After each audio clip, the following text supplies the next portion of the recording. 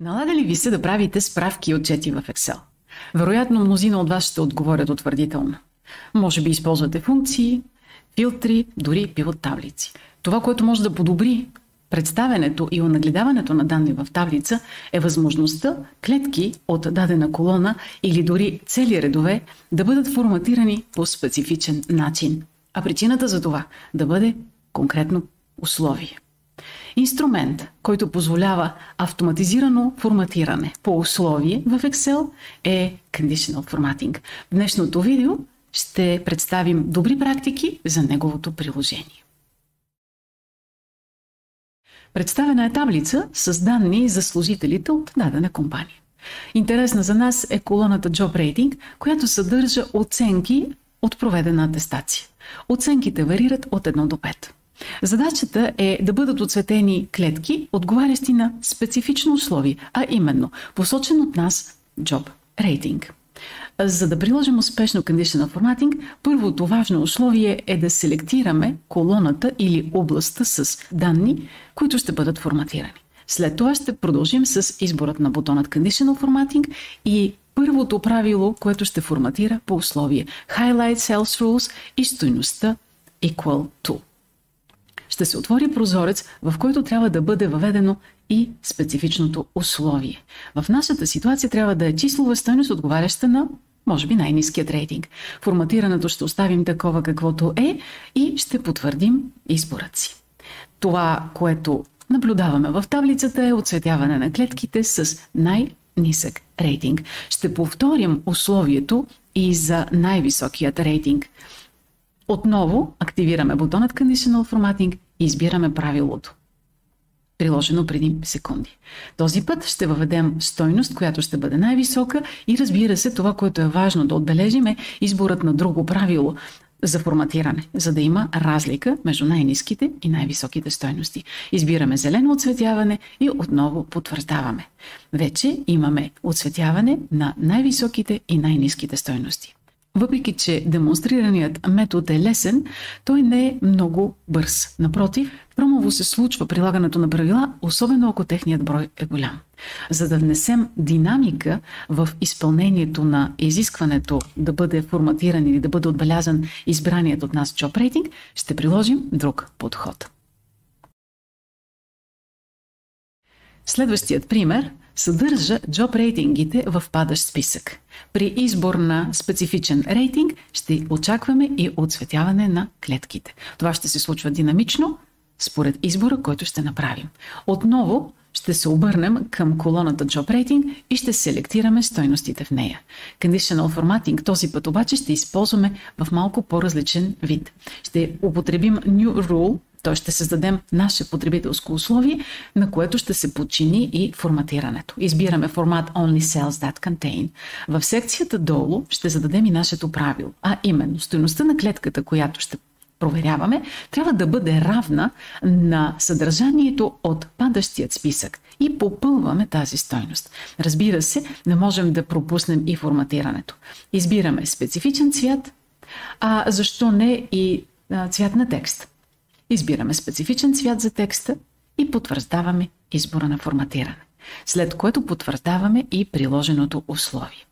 Това, което ще открием, е, че стойностите, които сме избрали, т.е. стойността, която е избрана в падащият списък, се оцветява навсякъде в колоната Job Rating. Ще променим условието и ще изберем друга стойност. Моментално се оцветява избраният от нас критерий. Пристъпваме и към друг метод, а именно задачата този път е да бъде изведена най-високата и най-ниската стойност от област от клетки. За целта в дясно от таблицата съм използвала функциите Max и Min, които извеждат съответно най-високата и най-ниската стойност от колоната с заплатите. Разбира се, минусът на тези функции в момента е, че те не могат да ни посочат местоположението на най-високата и съответно на най-ниската стойност.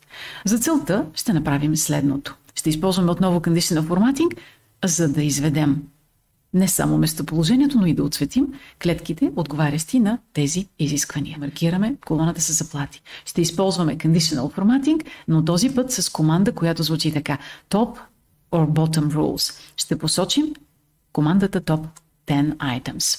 В отвореният прозорец е необходимо да бъде въведен броят клетки, които определяме като най-високи или най-ниски. В нашата ситуация броят, разбира се, ще бъде 1, просто защото искаме единствената най-висока стойност. Форматирането ще оставя такова, каквото е по подразбиране.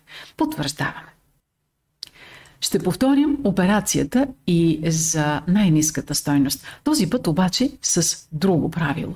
Ще си позволя да избера New Rule, но чрез дефиницията на New Rule ние имаме възможност от списъка с възможности да посочим и конкретното условие.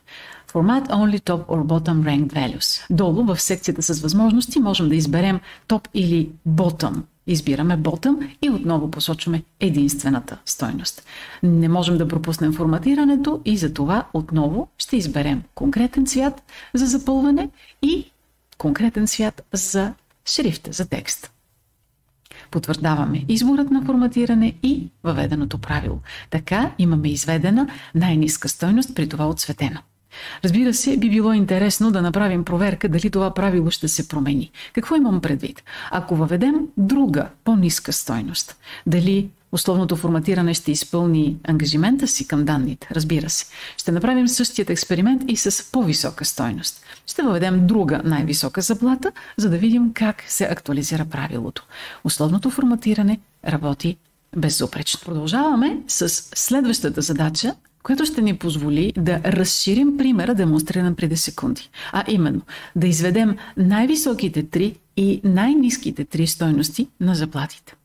За целта отново ще маркираме колоната Salary, която съдържа нужните стойности. Ще се обърнем към Conditional Formatting и ще приложим правилата, свързани с най-високите стойности. Top 10 Items. Разбира се, трябва да променим броят от 10 на 3, за да изведем най-високите стойности, а форматирането го оставяме такова каквото е. Ще приложим правилото още веднъж, този път за най-ниските стойности. Ще прибегнем до възможността да дефинираме свое собствено потребителско правило, работейки с формат Only Top or Bottom Ranked Values. Долу в секцията ще посочим като избор bottom и, разбира се, броят стойности, а именно 3. Форматирането отново ще бъде по наш избор и така приложеното правило е изпълнено. В следващата таблица ще приложим нов метод за форматиране, а именно условието ще бъде резултат от формула. Ако погледнем таблицата обаче, ще видим, че тя вече има приложено форматиране. Форматирането е свързано с изследването на това какъв е статусът на конкретен служител. Отпадащият списък при избор на специфичен статус се отцветяват клетките, които отговарят на този критерий.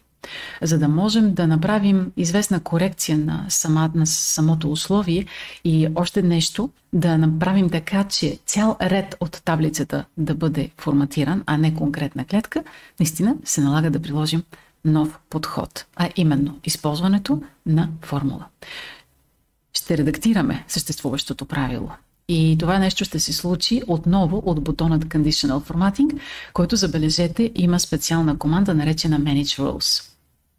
Ще се отвори прозорец, в който обаче нашето правило не се вижда. Това е защото командата, която е избрана горе, визуализира основно правилата, които са резултат от текущата селекция. Ще сменим тази опция с This Worksheet, т.е. правилото да бъде потърсено в работният лист и ще редактираме съществуващото такова.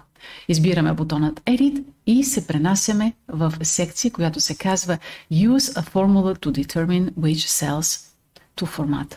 В секцията по-долу ще трябва да въведем формула с знака за равенство, като се обърнем към клетката, съдържаща статус, и ще проверим дали е равна на клетката от падащият списък. Бих искала да обърна внимание на следният факт. И двата адреса на клетките в формулата са абсолютни. В тази ситуация обаче ще се наложи да направим известна промяна в адреса на клетката от основната таблица. Той не трябва да остава абсолютен, защото няма да може да се приложи за всички останали редове от съответната колона. Точно поради тази причина ще трансформирам адреса от абсолютен в смесен. Кой адрес е смесен? Отварям скобка. Смесен адрес е онзи, при който един от параметрите на адреса е фиксиран или заключен. В нашата ситуация ще бъде фиксирана колоната, за да не се измества при проверка и прилагане на правилото, но променлив трябва да бъде реда. Това нещо ще го постигнем с функционалният клавиш F4, който ще натисна цели 2 пъти, за да мога да трансформирам абсолютният адрес в смесен, с заключена колона. Това, което обаче трябва да направим още, е следното. Форматирането се прилага или е приложено първоначално към колона D. За да може правилото, което дефинираме да се прилага върху всички колони от таблицата, ще се наложи да маркираме цялата таблица. Маркираме я с клавишните комбинации Shift-Control, стрелка надолу и надясно и потвърждаваме или прилагаме правилото с бутончето Apply. Потвърждаваме. Това, което ще видим е, че при избор на желан от нас статус, това, което се случва е, че се форматират редовете с този статус. Не единична стойност, а целите редове. В следващият пример ще разширим възможностите за прилагане на правило с формула. Този път условията ще бъдат две. Избран статус и определени години. Определен брой прослужени години. За целта е необходимо да маркираме цялата таблица, за да можем да приложим правилото. Ще използваме от Conditional Formatting New Rule, за да дефинираме формула. Избираме желаният метод за оказване на правилото и въвеждаме формулата. Всъщност, формулата няма да е формула, а ще бъде функция. Ще бъде функцията AND, която позволява да се направи проверка на две или повече условия. След знака за равенство въвеждаме функцията AND. Ще работим с клетки, които съдържат статус от таблицата, затова въвеждаме клетката D2 и не пропускаме да трансформираме адресът в смесен. Ще сравним дали тази стойност е равна на написаната в падащият списък статус. Поставям точка и запетайка и продължавам въвеждането на функцията, като този път проверявам годините. Отново трансформираме адресът в смесен. Използвам възможността да не пиша равенство, а да изведа операторът за сравнение по-голямо или равно от стойността на вписаните години в таблицата вдясно. Разбира се, не трябва да пропускаме възможността да форматираме, като изберем цвят, който дори, забележете, липсва в основният списък с цветове, затова го избираме от допълнителните възможности. Потвърждаваме правилото и съответно форматирането. Така установяваме, че вече имаме форматиране, което първо се е приложило върху целите редове и второ отговаря на две условия. Нека проверим. Поглеждаме какво е положението в статуса и забелязваме, че half time е приложено, сега сменяме с full time и години повече от 20 имаме определено форматиране. Ще променим годините на друга стойност и ще получим други резултати. Можем отново да изберем нещо различно и в крайна сметка, променяйки стойността, да видим и окончателният резултат.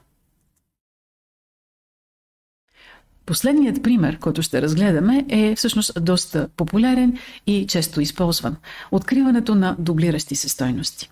Conditional Formatting има чудесна възможност да ги отцветява, а с друг инструмент бихме могли да ги премахнем. Нека видим. Ще маркираме колоната, съдържаща имена. Ще се обърнем за помощ отново към Conditional Formatting и този път ще изберем специалното правило, наречено Duplicate Values. Това ще позволи отварянето на прозорец, който съдържа в себе си възможност за избор на дублиращи се или уникални стойности. Оставаме на дублиращи се стойности и приемаме форматирането такова каквото е. Стойностите се отцветяват, а това, което можем да направим в допълнение е възможността от Tab Data да използваме специалният бутон, който позволява изтриване на дублиращите се стойности. Отваря се прозорец, който позволява да посочим критерият, на базата на който ще бъдат изтрити стойностите. В нашата ситуация това ще бъде колоната Employee Name. Потвърждаваме, а информацията, която Excel извежда, е за изтрити 4 дублиращи се резултата. По този начин Conditional Formatting ни помогна да унагледим дублите и да ги премахнем. Надявам се предложеното съдържание да ви помогне да подобрите работата си в Excel и да използвате максимално възможностите за визуализиране чрез Conditional Formatting.